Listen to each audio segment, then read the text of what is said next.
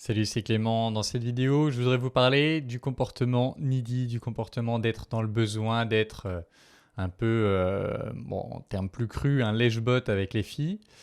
Et c'est voilà, une métaphore qui est ressortie dans un coaching que j'ai trouvé très intéressante, où on observait avec un de mes clients qui voilà, pouvait un peu se plaindre de sa situation, du fait que euh, qu'une fille lui donnait pas l'attention qu'il voulait. En fait, ce qu'on a observé en analysant un peu son comportement avec elle, c'est qu'il avait vraiment un comportement de ramasser les miettes qu'elle lui donnait, d'être là disponible et chaque fois qu'elle lui jetait une petite miette, hop, lui se jetait dessus, il mangeait sa petite miette et il était content. Et en échange, bah, il lui rendait des services, et il était excessivement gentil avec elle et donc elle continuait de lui donner des petites miettes et lui continuait de les ramasser comme ça.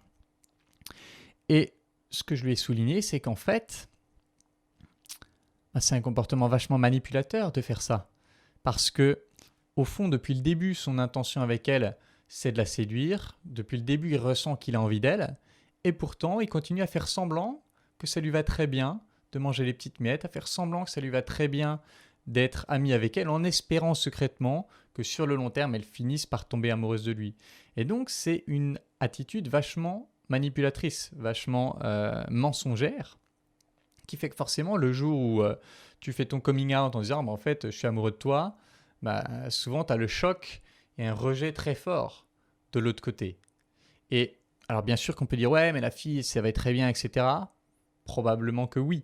Il ne s'agit pas de dire que la fille euh, n'a pas sa part de responsabilité et sa part de comportement douteux dans tout ça, bien sûr. Sauf que ben, moi, celui que je coach, c'est la personne qui vient me voir avec ce comportement-là.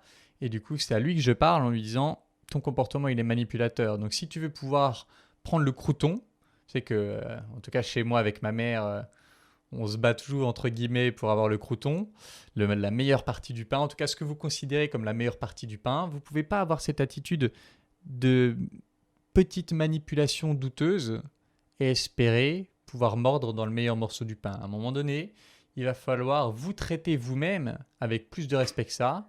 Arrêtez vous-même de grappiller les miettes et puis avoir un rapport avec les femmes où vous êtes dans cette posture de dire ben soit c'est le croton, soit c'est rien.